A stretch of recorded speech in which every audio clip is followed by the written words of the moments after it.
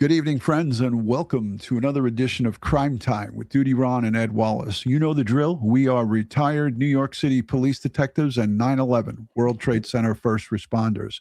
If you like all things true crime related from the police detective's perspective, you're in the right spot. Please consider hitting the subscribe button, hit that notification bell so you'll get all things DutyRon and this guy right here, my partner, Ed Wallace, when we go live or upload another video. Tonight, we're going to get into Celeste Rivas Hernandez autopsy. It's going to be a very difficult discussion, but it's a discussion that has to be had. We're going to go over the autopsy report with our good friend, Dr. Eric Eason. He is a medical examiner, folks, and when Ed and I talk about these types of situations, we don't try to go out of our lane, as you say, Ed. We stay in our lane. I reached out to the doctor, the great doctor, yesterday as this news broke at 4, and he was like, "When do you need me?" And I was like, when are you available? And he said, tomorrow, 7 o'clock. I said, let's do it. Ed, your thoughts on tonight's show and how informative this is going to be for our audience? Well, as I said the other day when we were going over this, I can't wait to get my hands on the autopsy. I can't wait to get my hands on the evidence that they collected. And we have the autopsy now and some of the evidence, not all of it, but some from the autopsy. And we'll have the good doctor bring us all up to speed about this and the pathology report on what was the cause and manner of death here. Yes. And, you know, again, like I said, this is going to be a difficult conversation. So if you suffer from like any type of PTSD, or if this type of conversation is not something that you can handle, it's probably not a good idea to hang out in this live stream tonight. But if you want to hear about the true facts of what this report reveals, we're going to get into it with a forensic pathologist, board certified, our good friend. So let's take a listen to a little bit of KTLA's coverage, and we'll bring the great doctor on with us. After being under seal for months, the medical examiner has released its autopsy report in the death of 14-year-old Celeste Rivas Hernandez. The release coming just days after singer David was charged with capital murder in the teen's death. KTLA's Rachel Medetoff live in the newsroom with more on the details surrounding the cause of death. Rachel? Micah Sharon, good evening. This is a 26-page report. The cause of death is officially a homicide from multiple penetrating injuries, and I'll explain a little bit more about what this might mean. I do want to warn everyone, these details are pretty disturbing. These charges include the most serious charges that a DA's office can bring. 2 days after singer David Burke, better known as David, was charged with murder, the cause of death of Celeste Rivas Hernandez is now known. 7 months ago, the teenager's dismembered body was found in the front trunk of the performer's Tesla. Investigators believe her body had been decomposing for some time. The medical examiner Wednesday confirms the 14-year-old died from multiple penetrating injuries caused by objects and ruled her death a homicide. The report reveals several wounds that indicate sharp force injuries to her upper body, her abdomen, and stomach area.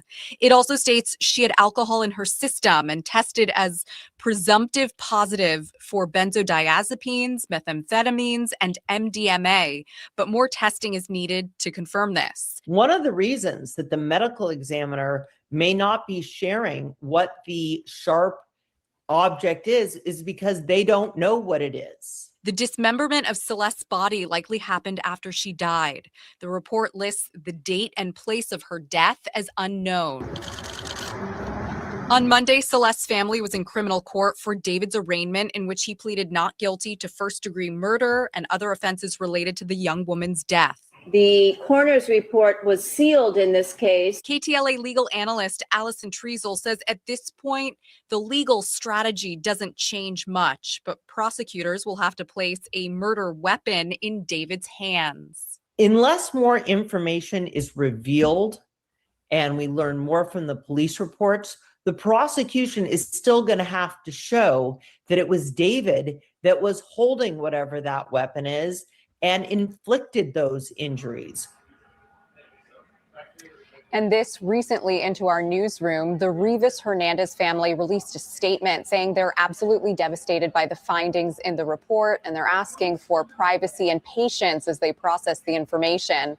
Meantime, David is back in court tomorrow. Celeste's parents say they're not going to be there.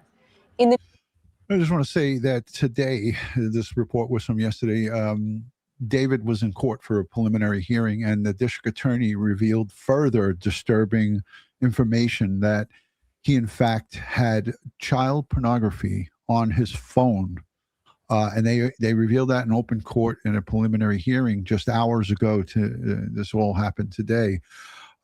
So just to add onto the pile here, this poor child, again, was around this savage, this monster. And I don't even want to call him a savage or an animal. He's a monster. And they're going to have to prove all this stuff in court. And Ed, I know you shake your head sometimes when you hear these reports. They have a ton of circumstantial evidence. They have a ton of evidence that we don't know about that will be revealed in open court. Mm-hmm. Yes, but even at the time of this report, in that report, had that reporter read through it, the toxicology did in fact come back for the things that were presumptively positive, and she didn't report on it. So we're going to report on it here, folks. Don't you worry about that. In addition, we don't know if this child pornography, if any of these photographs that are in there are the victim, because technically she's a child. Okay, so any nude photographs of her in that phone is considered child pornography. But it probably could be, or it could be somebody else or others. Ed, let's bring in our special guest. I'll let you do the intro, and then you're going to take it from there, Ed. Okay, so we have our board certified forensic pathologist, Dr. Eric Eason, and he's practicing on pathologists. Right now he's practicing in Florida. We've used him in the past on other shows, and we're happy to have him back. And it's an honor for him to come back. Doctor. I want to also add that the great doctor has conducted over 4,000 autopsies. Yes. So it's a pretty impressive record. And thank you so much, Dr. Eason, for hanging out with us tonight on Crime Time with DutyRon. And as Ed said, we had you on in the past, and you are a fan favorite, so we appreciate you here. Yeah, 3 years ago is when I was here. Talked about the Idaho 4 case. That's right. That's right. So, Doc, I know you're very busy, and again, thank you for being here and spending your time with us, your valuable time. So you went over the autopsy report. Cause and manner. Let's just start off with that. Sure. Cause and manner. The official cause of death was certified as multiple penetrating injuries. The manner of death was certified as homicide. I don't know if we need to go through the 5 different types of manner of death, if we need to do that or not. Yeah. Our audience is pretty adept at this. We have the manners are homicide, death at the hands of another, accidental, suicide, undetermined. Right. Did I miss any? Natural. Yes. Yeah. Natural. Yeah, that's the most common one. That's the one I don't get involved in. That's right. Exactly. Right. And then if you go through the report, it describes there's really 2 main wounds that the pathologist in Los Angeles thought were responsible. If you go down to the evidence of injury section, there's also a body diagram that's in there as well that's really good. But there's a wound to her right abdomen. And that one, when the wound was tracked, it made its way into the liver. And that would have caused a lot of blood loss. We have a second wound. Let's see, I think keep going down. There you go, evidence of traumatic injury. So skin defects. There we go. That's the one that went into the liver, right? Yes. The wound track sequentially perforates the skin and soft tissue of the right abdomen and the liver. All right. And then we have a direction going front to back. That's based on the anatomic position, of course. And then we have an approximate depth of 1.5 inches. That's measured at autopsy. Then we have a second stab wound. It's just called a skin defect. And that was located on the left chest, the side of the chest is what we call the flank, essentially. And those measurements there just show you exactly where it was located on her body. And so we take a measurement from the top of the head and a measurement from the midline of the body. That wound track went through the rib cage. We have what's called the intercostal space, which is the muscles in between the ribs, which assist with breathing. So the instrument went through that those muscles right there, and then it entered the left chest cavity. Went in a total of 2 inches from skin to termination, going left to right. It shows that the instrument caused injury to the bone of the ribs.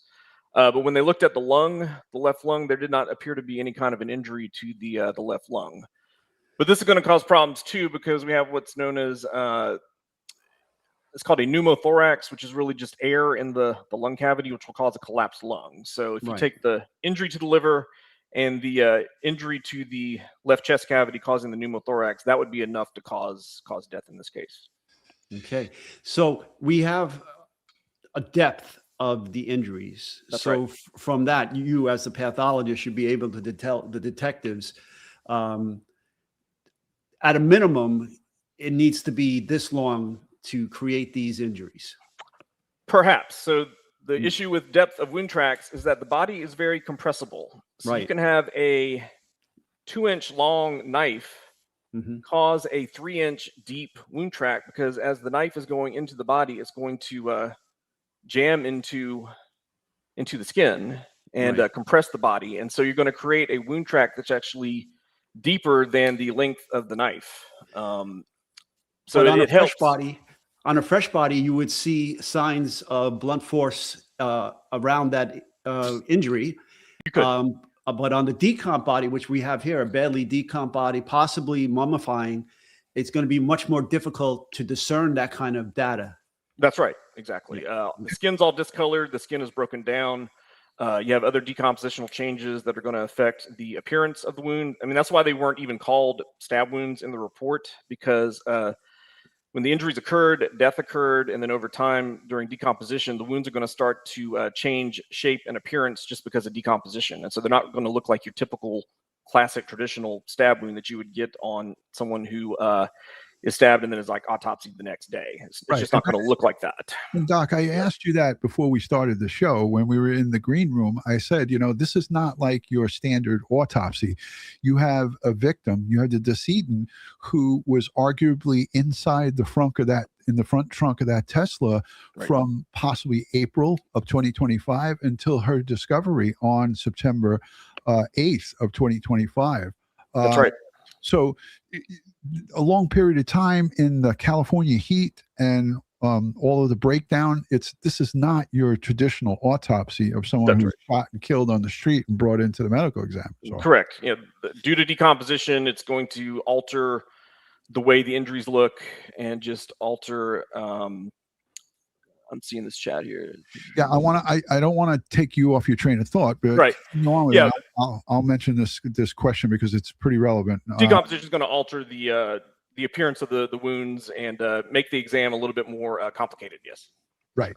So, Pretty Priscilla, and I like to kind of get to the questions at the end. And thank you for this, Pretty Priscilla. She says, Dr. Eason, in the pictures that he posted with himself, he had a pocket knife on him. Can you, as a medical examiner or forensic, pathologist, match up the pictures that we see and see if it could be this type of weapon? All right. So the word match is very tricky. I'm not going to say that it's going to match, but the terms that we use are consistent with or cannot be excluded. So a typical pocket knife probably could have done something like this. So all I can say is cannot be excluded or consistent with, but there's no way that I'm going to say absolutely that was the weapon that caused this. Yes. And if this was a fresh body, the geometry of that knife, the sharp edge versus a blunt edge on the opposite side, you would have been able to discern that much more easily in a body that wasn't wasn't as decomped as this. And so that's where you have a lot more difficulties in your findings for the pathological report. That's right. Exactly. One of our true crime friends who've been around for a very long time, Little Patty 50, says, DutyRon, in layman's terms, she was basically stabbed twice and bled out. I mean, I don't know if it's that easy, Doc.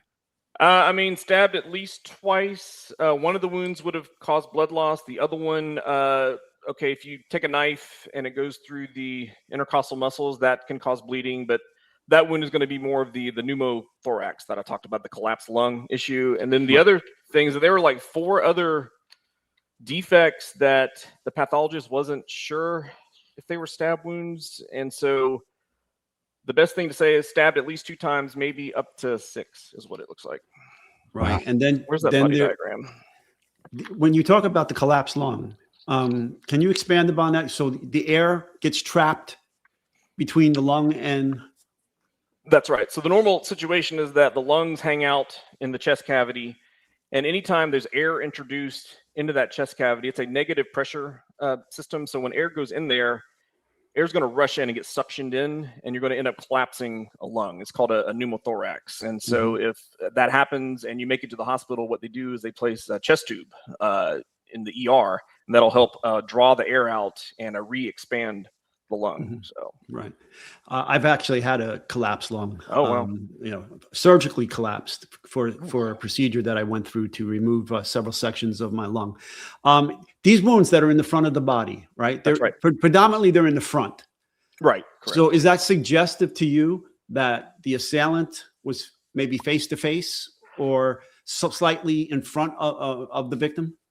Possibly. So we do not know the position of the body when the wounds occurred, and we do not know the position of the assailant when the wounds occurred. I mean, it is possible that somebody was standing behind her and reached around and stabbed her in the front. And then, was she lying down? Was she lying down when this happened? Yeah, it's another thing. We don't know. Possibility, right? Right. But the directionality are front to back. For the one to the abdomen, front to back, and then the one to the left chest, left to right. And so that you'd see in that body diagram, the model is standing in what we call the anatomic position. And so we base wound track directions on an individual fixed in the anatomic position. And so if you have like for instance, if you were to have a gunshot wound to the right chest and an exit wound to the left back, the wound track direction is going to be front to back, right to left, and let's just say it would be upward. But it's all based on the anatomic position. And so we don't take into consideration the position of the body when the injury occurred. We just assume they were in the anatomic position when the injury happened. It's just a standard that we use in forensic pathology. Okay. And did you see anything in the report of possible defensive wounds? I did not. No. So, you know, somebody comes at you with a knife, basic human instinct is to try and grab the knife or block the knife. Oh, wait, no, well, we did have abrasions. Okay, but I'm not, those aren't really cuts though. Yeah, it looks like multiple linear abrasions right here. Yeah, those are scratches. You know, could those be defense wounds? Possibly, but when we're talking about a stab wound victim, when we say defense wounds, we're really meaning cuts. Yeah, we're not talking the classical sharp force defense wounds. Right. I didn't see any of those, correct. No, but she did lose 2 digits. All right. Post-mortem, we think. Post-mortem, after she was dead. That's right. And so they could have been something he was trying to get rid of there, maybe a tattoo on the fingers or perhaps some kind of evidence that would make her easily identifiable. Like fingerprints, maybe. Yeah. But he only took 2 out of, you know. Only took 2. Yeah, that's interesting. Yeah. Also, Doc, on that same line of thought, I found it very odd that he didn't go for the joints to dismember the body, because typically inexperienced people who try to dismember the bodies will typically go for a joint, an elbow, a knee, or something to that effect, which in my opinion, and what I've seen, is much more difficult if you don't have the correct experience and tools. Interesting. Yeah, I'm not too familiar with that. I mean, I've had a dismemberment case before when I was in Georgia, and it was similar to this, where the extremities were in multiple pieces and they were cut at random locations. So, and I don't think the guy had any experience with that as well. But in the fact that this was done, there's going to be several types of tool marks here on this victim. That's We're right. going to have the instrument that left tool marks on the ribs when it penetrated. Okay. And so we're going to have an idea of the tool potentially leaving those marks. And as our good friend, Dr. Murray Marks, the anthropologist, tells us, bone has a memory, right? That's right. It's there. And then what tool was potentially used to dismember the body? Right. Exactly. And so somebody was going to, a tool mark examiner is going to take a look at the bones and try and match in quotation marks, because again, we just say consistent with or cannot be excluded type thing, and to try and find out what was used to dismember the body. I have a quick question for the great doctor. A lot of our true crime enthusiasts who follow these cases, Doc, talked about her weight. She was listed as a female Hispanic, weighing 71 pounds, 62 inches in height, and a BMI of 12.9. Right. Can you discuss for the listening audience why the weight would be so low here? That is entirely because of decomposition. So she was, death had occurred, and over time, the body, if left alone, will eventually become a skeleton. So there's going to be a transition period where the organs will start to disintegrate. And then the weight will just start to decrease over and over again until what you're left with is just completely bones. So basically, some of the organs I noticed in the report were never found because they were just completely autolyzed, is what we call it. That's the word for it, where it just kind of dissolves in and of itself.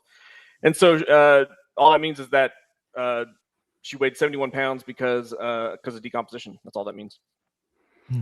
Okay. And let's talk about the presumptive drug tests that were done initially, and what the results were for the presumptive test, why those results could have been skewed, and what the final results were. Right. So tox reports can be a bit confusing to interpret, and a lot of it is because there is a drug screen, which is a large umbrella that's going to pick up everything. All right. And then what the tox lab does is if they find something on the screen, they then have to confirm it with the confirmation testing. And so what I see here, the drug screen, which picks up everything, found the PP stands for presumptive positive. So the liver was used to do the testing. So they took liver during autopsy and ran testing on it, and was presumptive positive for what benzodiazepines, so stuff like Xanax, Valium, Versed, our sedative hypnotics type thing. That was a presumptive positive. Not detected would be cocaine and metabolites. Not detected would be fentanyl, which is that strong opioid. Presumptive positive, methamphetamine and MDMA. So MDMA is ecstasy, one of those party drugs. Not detected for opiates. And then there was a separate opiate screen for some of the other opiates that was also not detected. And then also phencyclidine or PCP, angel dust, that was also not detected. So basically what they have is, okay, it looks like there may be benzodiazepines and there may be maybe benzodiazepines and maybe some methamphetamines. So let's do the official confirmatory testing. And what they found was that in the end, the benzodiazepines were not detected. So it must have been something else that was cross-reacting with it.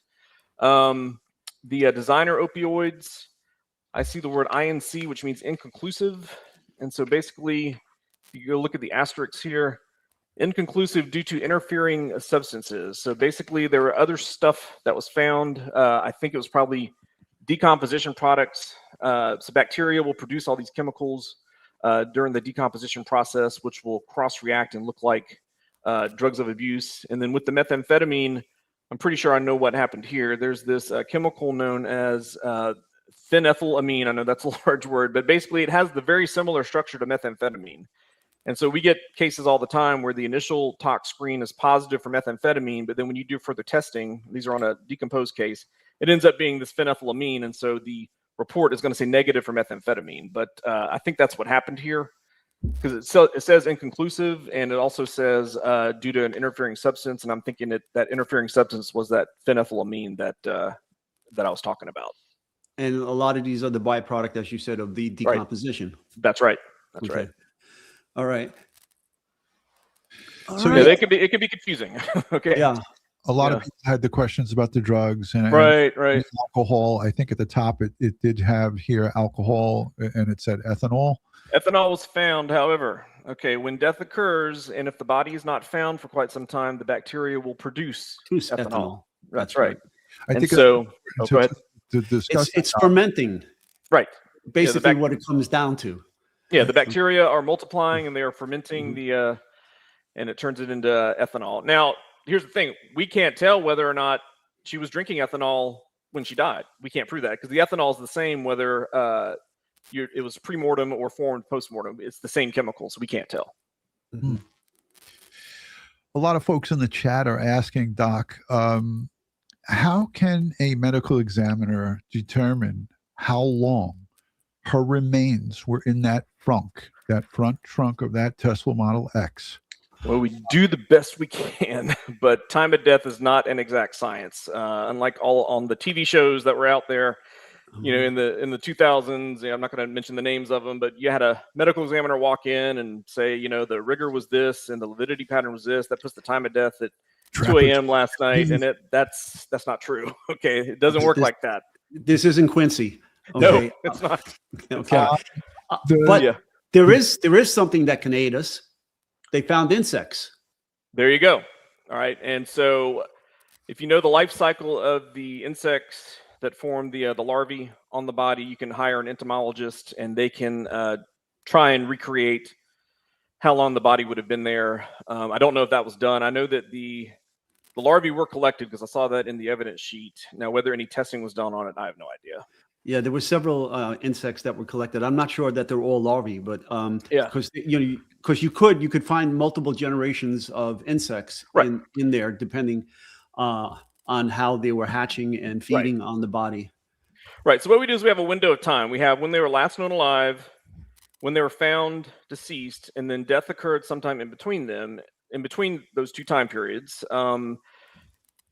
Now, there are ways that you can push it one way or the other. So basically, if she was last known alive in April of 2025, I think is what it was, and then was found deceased in, September of 2025. And with the condition of the body that we found, she did not die 3 days ago. Okay, so we're pushing it more towards April, May, something like that, but definitely not days before, a week before.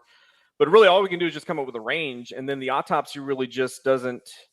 There is no lab test. There's just nothing we can do to prove exactly when someone died. Unfortunately, it's if that's ever discovered, somebody's going to win a Nobel Prize. So, some folks are asking about some of the rest of the drugs at the bottom here. I don't think we went all the way down. I think we stopped here, but most of them were not detected. Not detected. Correct. Yeah. So, methylene, doxy, amphetamine. That's similar to ecstasy, the MDMA. And then pseudoephedrine, that is what is used to make methamphetamine. It's the precursor. It's also Sudafed, which is, I think, pulled from the shelves because everybody was using that to make methamphetamine. Yes. Exactly. Yeah, but it's not detected. Yeah, that's right. Exactly. All right, so they were not detected. Anybody else have any questions as it pertains to any of this stuff? I think we really went over the tox pretty well, and there is more. What was it? What were they saying that there was other testing that they were going to conduct? That is stomach contents. Right, there you go. So stomach contents aren't as big of a deal as was thought 25 or so years ago. Stomach contents are a big deal if you are suspecting suicide in someone and you find a bunch of pills in their stomach.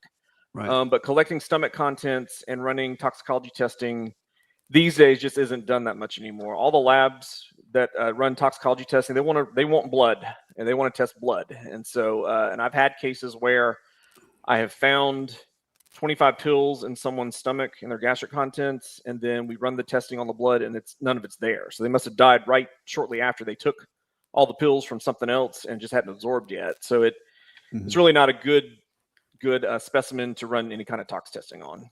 Right, so but in this case, was the stomach empty or the stomach had contents? Let me go to the GI tract. Nothing was there, so there was nothing was there anyway. Yeah. Yeah. This is what I love about having a forensic medical examiner, a forensic pathologist, is he knows his stuff. Ed can ask the questions. He's like, nope, it is not there. I just forgot to look earlier today. So I did check the bladder and I checked the uterus too. So right, and so I know that's coming. I know that's coming. Yeah, because many people keep asking, was she pregnant? Was she pregnant?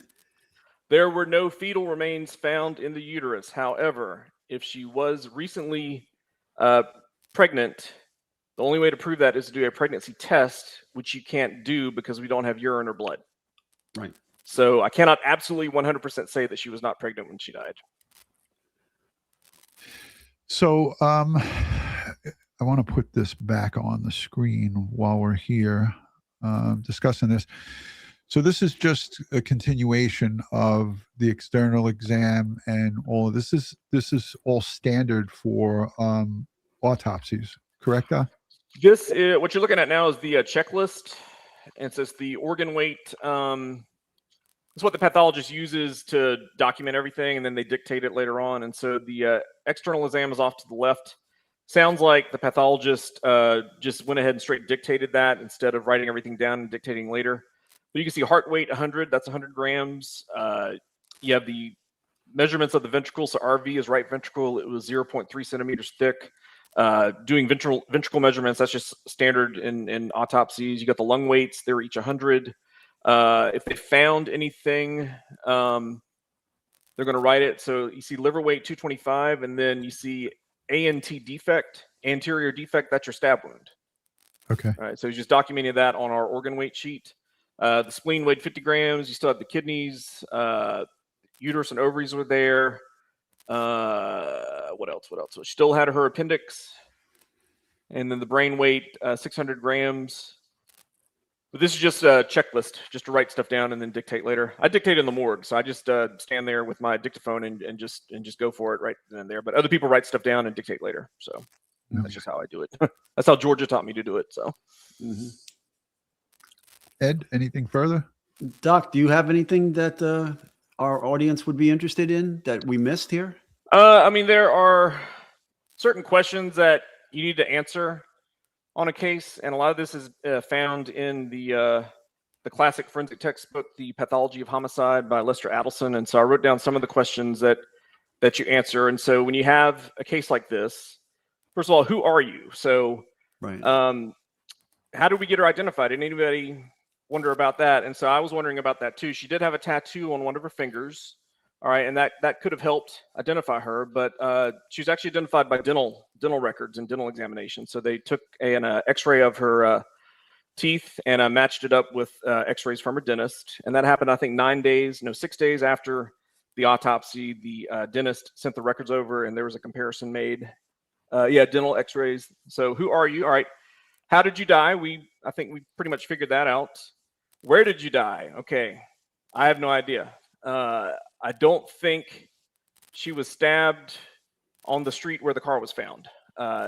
This happened somewhere else, and I don't know where it was, but that's unknown. So if you see date of place of injury unknown on the first page, when did you die? So we just talked about that. The time of death we can't determine, so that has to be unknown as well. But these are just questions that you need to address anytime you do an autopsy like this, and so I figured I'd just mention that. Yeah. Because I was curious how they identified her, because she was severely decomposed. When you read the description of she cannot be visually ID'd because of decomposition. That means there was no way you could match her, like look at a picture from a driver's license and match, because it just, due to the decompositional changes, it just would not have been possible. So, and based upon the extent of the decon, there probably is going to be a lot of, as you said, there might be mummification. There's usually skin slippage. Right. So fingerprints are going to be very difficult. That's right. Yes. Doesn't mean it's impossible, but it's difficult. Right. DNA is always a possibility as well. You cut down into the bone. True. You can get bone marrow and run that. That's a possibility. The thing or with teeth pulp. Teeth pulp as well. The thing with fingerprints is that she would need to have prints on file as well. Right. Right. Which being a 14-year-old, she may not have. So the lead detective stated that he was unable to do the fingerprints. Okay. Also, too, Doc, she was placed inside that frunk in a purchased body bag. Okay. So she was inside a body bag, and then her limbs, which were removed, arms and legs, were, and I believe the two fingers were placed in a black garbage bag underneath the body bag. So, typically when you see stuff like this, it's not where someone's going out and buying a body bag. So this is also not, common. Ed, you could talk about this, and Doc, you could talk about it. How many cases have you guys dealt with where the victim, the decedent, was placed into a body bag by the perpetrator? I can't think of any. No, I mean, look, if you go in my forensic equipment in my garage, you'll find body bags. All right. Okay. Because that was the nature of my business. But and I was always assisting the medical legal death investigator with disposable body bags, especially back in the late 80s, early 90s, where they didn't have disposable body bags and they were reusing body bags from scene to scene to scene. So there was a lot of cross-contamination issues. So our crime scene unit went out and bought disposable body bags, and until the ME's office came online with disposable body bags. Right. And so yeah, it's not common. It's an investigative enigma. We're going to have to do some investigations by the detectives to track down the sale of that body bag and see if they can link it to the defendant, to see if he or one of his entourage went out and purchased body bags. It's not a common thing you can easily get, walk into off the street into a store and buy. So you'd have to go online, do some research. So there's going to be all kinds of digital forensic evidence that possibly can assist with that as well. Perhaps, yes. Gentlemen, let's talk about the blue plastic pieces that were recovered and placed into evidence that were intertwined into the decedent's arms and legs that were placed in that black garbage bag. How important is that? And I'll ask the doctor this person and go to Ed. How important is that, and how can they identify where that's come from? I mean, it's important in that. I mean, I'm glad the pathologist noticed it and collected it, and I think I think it was both the pathologist and the medical legal investigator that went to the scene and noticed that, and they collected it. But then that's kind of where it ends with me, because I examine the body, determine the cause of death, and so in situations like that, we're going to collect it, submit it to a crime lab, and then a criminalist is going to be the one to hopefully figure out the source of it. But that's not something that I do. So kind of ends when it's discovered. I collect it, sign the chain of custody form, and then somebody else is going to take a look at that. So they're going to look at it and they're going to see if they can make some kind of jigsaw match. Is this something that broke into pieces and it was once a solid piece of some kind of blue plastic and was associated with I don't know, a tool or an instrument that may have been used to help dismember the victim. So they'll try to do that to see if there's any jigsaw matches. Then they'll do an elemental analysis of it, and they'll try to get its chemical composition and figure out, okay, what kind of plastic is this, and or what in our lives, in our society, uses this plastic, okay?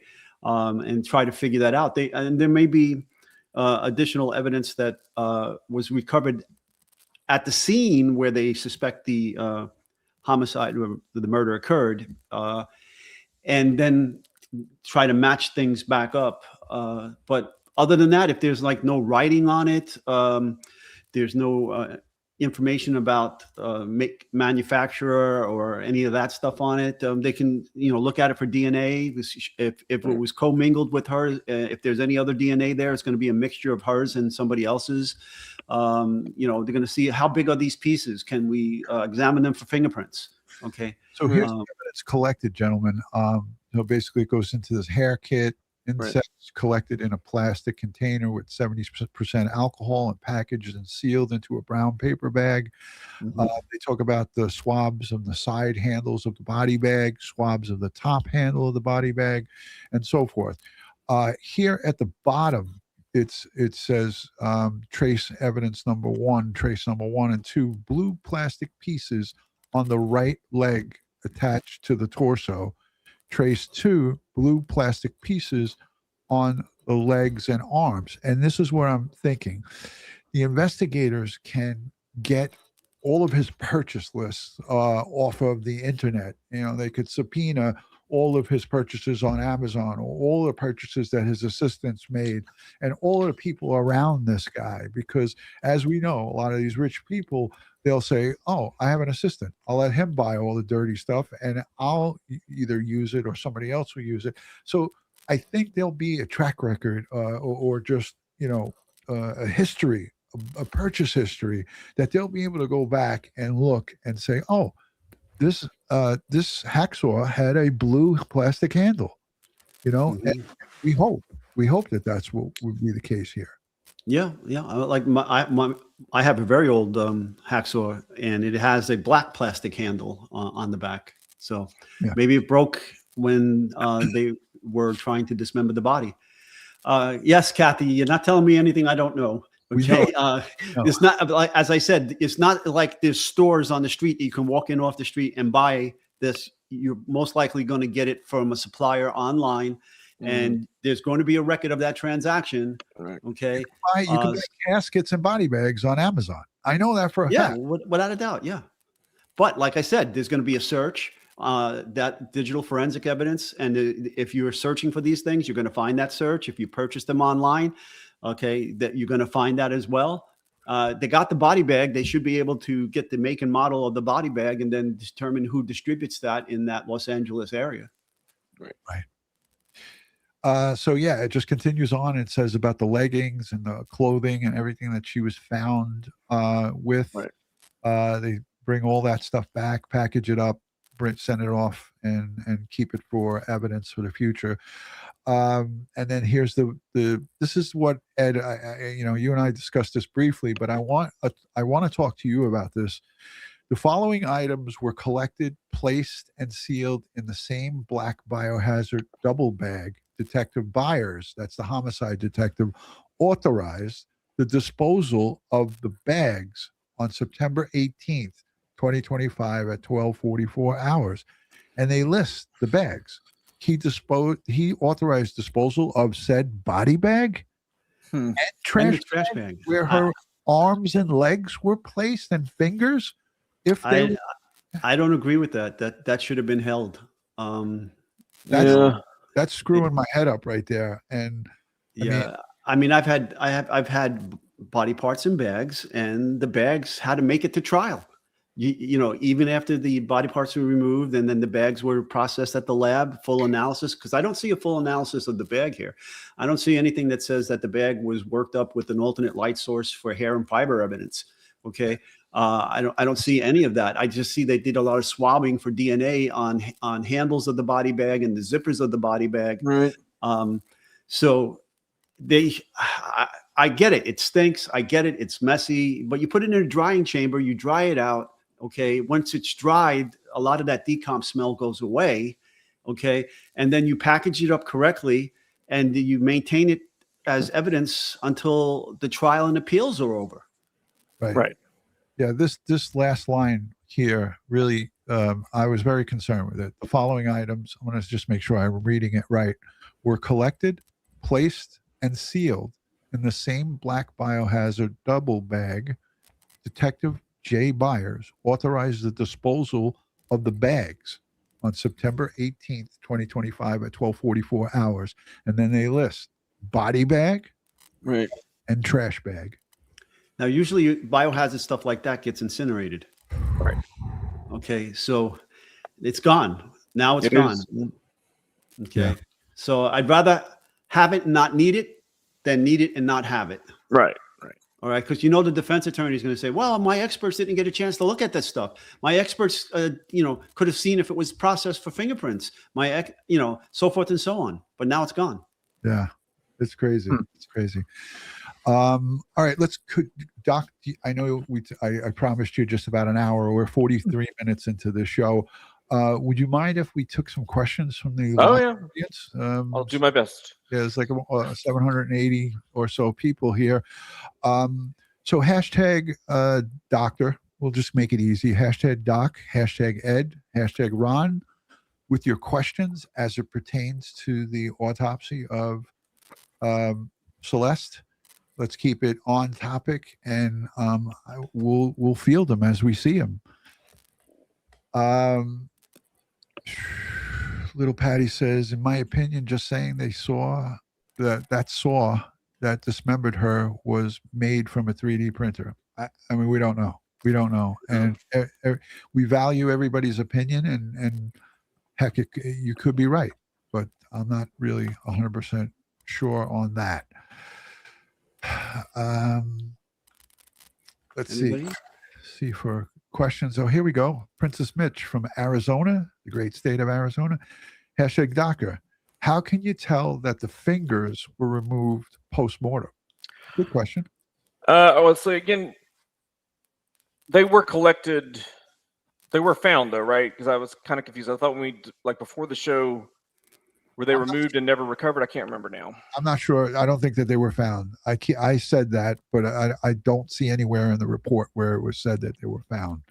I don't remember reading that in the report either. Yeah, I can't remember that either. So fingers not found. Fingers not found. Do you see that anywhere in the report? I don't see it. I don't recall seeing it. And I read this report like 5 times. Yeah, everyone's saying they're missing. They're missing. They're missing. Right. So they think people think that those fingers were removed for some type of reason. Maybe there was a ring on it. Maybe Okay. some type of message that this psycho sending out. Right. I don't know. So if anything is injured pre-mortem, the heart is still pumping blood. All right. And you're going to get hemorrhage or bleeding into the tissue. And so you're going to see that during the exam. Anytime you inflict an injury post-mortem, the heart's no longer pumping blood. You're not going to get any of that hemorrhage into the tissue, and the wound oftentimes appears just yellow or brown many times. So that's one way. It's going to be a little bit different just because of the decomposition, though. So that's going to alter, the appearance of everything. Right. Now, when the doctor is talking about hemorrhaging and bruising, I mean, we're talking about bruising and contusions Right. associated with this taking the finger. Okay. Right. Jeep Girl, thank you for the question, but I don't think the doc is in a position to talk about anybody that he autopsied, with HIPAA and all that stuff. But she hears someone, Jeep Girl, saying, how many famous people have you autopsied and which one stood out the most to you? I've only autopsied one famous person. Am I allowed to say who it is? I mean, I don't know. Probably not. Stay away from it. I would. Yeah. There was a movie about him. Let's just say that. Okay. All right. Ed, hashtag Ed, here comes one from Libby. She says, Ed, where does one buy a body bag? Oh, well, there's numerous forensic supply companies that you can purchase the body bags online. That's where I get mine. All right, here's one from OC Girl, Orange County Girl. Doctor, based on the advanced decomposition, how can a medical examiner tell she was sexually assaulted? Also, what grade liver injury can cause her passing? Good question. Thank you. Let's see. I mean, you can still do the best you can and look and determine if there's any evidence of sexual assault. You're going to collect the swabs as well. Okay. There could still be semen left over that can be tested for DNA. And so you're going to swab the vagina and the anus and collect the swabs and check for that. What grade liver injury? Not too familiar with the grading because I don't do surgery. Yeah. I think that's what they're asking. Because there are grades of liver injury, but that's what the trauma surgeons do. And to be honest, I can't remember what the different grades are. Thank you for that. Thank you for answering, Doc. So folks are asking, what do you think was redacted in the autopsy report? There were several redactions. I think the parent's name was redacted. Ed, did you find it odd that they made telephone notification of their daughter's murder? The detectives I read in the reports right here that they notified the family via telephone. We don't do that here. No, we go in person. Right. Yeah. I mean, the actual report, I don't see much because the autopsy report is 12 pages. All right. And I don't see anything that's been blackened out except for page 1 where the front sheet where it has the decedent's name. Then under that, there's a black line through it. I'm assuming that's the next of kin. That's not the autopsy report. Yeah, no, I know. Yeah. So people are confusing this. Right. With in the summary, right. This is the so police. This packet of stuff has the autopsy report plus the investigative report plus the tox report, body diagrams. It's got it all just kind of combined together. But the actual report of the pathologist doing his exam is just that 12 pages. Yeah. Which So starts here, right there. So here's like you said, just that one redaction there, and then not that many. And you said it's 12 pages, the first 12. Keep going.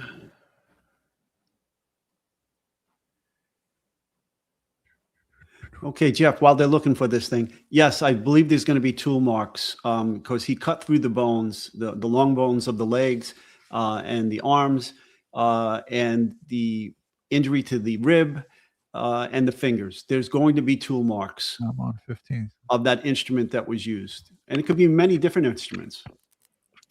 Yeah, the autopsy report ends at page 12. And Yes, so we're the beyond next that. page is the tox report. Yeah, so Yeah. the autopsy, that's the last page of the autopsy. I don't see much that's blackened out. So. Yeah, it was just in the beginning. It was just in the beginning. But again, I think, Doc, a lot of people think that this whole entire 26 pages is part of the autopsy. So no.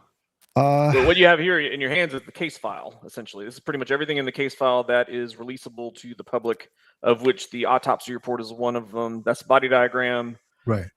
That is the investigative summary report. So that's going to be the first thing that's even prepared, because that's the one that's going to say how this all came about. So a phone call was received by the office from the police. We found a deceased individual in the what's called the frunk of a car. Is that right? Yes, the front. Yeah, the frunk. The frunk. I happen to have a Tesla, so I'm well versed on the frunk, and I thought it was weird when I first heard it. I was like, what? Yeah, I thought it was a typo. So. Yeah. But yes, most of the electric vehicles, if they have a front storage, it's called a frunk. Okay. All right. I think again, I thought there would be a lot more questions. I'm kind of relieved that there isn't a lot of questions, but I personally, the few things that really bothered me was the fact that the body bag and the actual bag that the decedent's body parts were in were authorized for release or for disposal on the 18th of September. So they had it in their custody for 10 days. Yeah. Mm-hmm. Came into custody on the September 8th. She was pronounced dead and found, and then that's when they did all the packaging up. And then on the 18th, so 10 days. 10 days later, he authorized that to be disposed of. A passerby saw this Tesla on August 24th, reported it to the Department of Transportation that it's parked on the street and abandoned. On September 3rd, a ticket was issued by the Los Angeles Department of Transportation, LAPD's Department of Transportation. On the 5th, 2 days later, they came back and towed it. It was brought back to that lot on the 5th, and the car stayed on that second floor, second level, until September 8th, when the manager was probably walking around and saying, "Oh, where do I got room to put stuff?" and was like, "What is that?" And then he notified one of the detectives that it was attached to the auto pound, and that detective came in. His name was Chlor, Khlor, and he pronounced the Celeste deceased on September 8th at 11 a.m. Pacific time. So that's what got the whole ball rolling. So I'm going to look quickly at the chat. I really, first off, want to say thank you, Doc, for being here and educating our audience, because that's what Ed and I do. We love to, give educational live streams like this, and so much misinformation. Oh yeah, I know. All the stuff that gets reported. Even some of our, even some of the best reporters out there, that's their job, to rush and get the story out, and they don't really dot their I's and cross their T's all the time. Some of them do, but some don't, and that's where misinformation spreads like wildfire. So, chat, if you liked this live stream, please consider giving it a thumbs up, hitting the subscribe button, sharing this out onto your social media platforms. Also, you can always go over to LinkedIn and find Dr. Eason on LinkedIn. He also shares a lot of the videos on different platforms that he does. I saw that you were on with Nancy Grace one time. Several times, yes. Yes. So I mean, I'm seeing that you had posted that on your LinkedIn, and a couple of our videos you posted up back in the past. So we appreciate that. Anything that we missed, Doc, or anything, Ed, that you want to ask before we go? No, I think the pathology is straightforward. Yeah. So here, Lady Jane says, other YouTubers are reading the report line by line with no commentary or no expertise. Thank you, Doctor. Certainly. We should do That's this more often. Yeah, that's why I messaged you last night, because I wanted to try to put the fire out of all this information of people saying, oh, she was on drugs, she was doing this, she was drunk, and she was that. And like, I saw so much bad data being put out. And as you said, we should do this more often.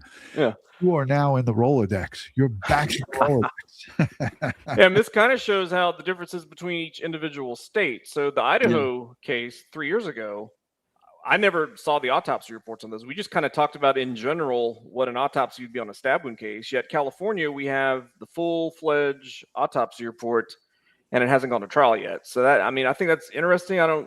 Each state's a little bit different. I know that in Georgia, getting an autopsy report on a homicide was tough. It usually had to go to court first. So, you know, this is interesting how we're able to get the full autopsy report, and the case hasn't even gone to trial yet. And she's interesting. She's 14 and 15 years old. She's 15 in this report listed. Just turned 15. So I was surprised that they released, because she's a minor, right? And that's a valid question. Some people are like, wait a minute, you know, how is this LA County prosecutor saying at a press conference the other day, we're going to release the autopsy report, we're going to release the information to us, and they, in 3 days, boom, it's there. Ed, were you surprised by that? Yeah, I was, because, you know, like the good doctor said, all these states are different. I mean, some have like the Dale Earnhardt law where you can't release this stuff, and other states, and it doesn't, and other states won't release it if it's a minor, and other states release it. In this case, a minor. Okay. A lot of people in the chat, like Tina Gaines, she's been here for years and years. She says, I would love to see Dr. Eason again. Yeah. Well, I'd love to come back. So and go through some autopsy reports. Yes, definitely. Absolutely. All right. I appreciate it. So on behalf of Crime Time with DutyRon and Ed Wallace, we want to thank our replay viewers, our moderators, the super chatters, the folks who leave us positive engagement. If you have a question after the show, there's the comment section. You could always leave us a comment in the comment section. Ed and I are retired New York City police detectives. We did respond to the World Trade Center, and we are 9/11 World Trade Center first responders, cancer survivors. We are battling all different types of cancer. I had that 18 months ago, lymphoma diagnoses, and there's a lot of things going on with us right now as we speak. So thank you for being here. Thank you for supporting us. Ed, I know you always got something to say at the end of these live streams, so I'll give it to you. Well, first, I want to thank the doctor for being here. And I want to thank our audience for being here. I know your time is valuable, both the doctor and the audience. And you can get your true crime fix anywhere you like on the internet. And it's an honor that you decide to share your valuable time with us. Thank you for spreading our word. We just went over 700,000 subscribers and growing. Wow. Let's keep that going. And stay safe, stay prepared, and watch your six. And before I give the last word to the good doc, I want to show him what I'm sending him. I'd rather be watching Crime Time with DutyRon and Ed Wallace. There you go. Very nice. Thank you. Straight out to the doc. I need a new coffee cup. So I had this inside there, but I can't give that to him. I got to keep that. It's my. Oh yeah, of course. That's my dupe, my NYPD dupe. Very nice. Doc, final words on this autopsy report and people talking about this on the internet. I mean, it's just, like I said, it's a straightforward stab wound case, and you have elements of advanced decomposition, which is going to make the interpretation of the wounds a little bit more difficult. But, you know, it's been, I'm glad that everybody now understands it a lot more. And I hope I get to do this sometime again very soon. We're looking forward to it. On behalf of Crime Time with DutyRon and Ed Wallace and Dr. Eason, we want to thank you for being here and have a good evening, everyone. See you soon from New York and an undisclosed location. We can't disclose where this guy's. Florida. I'm in Florida. All right. Sunny Florida. You lucky. Florida. You're lucky. Right. All right, Doc. Thanks for doing it. We'll talk to you soon.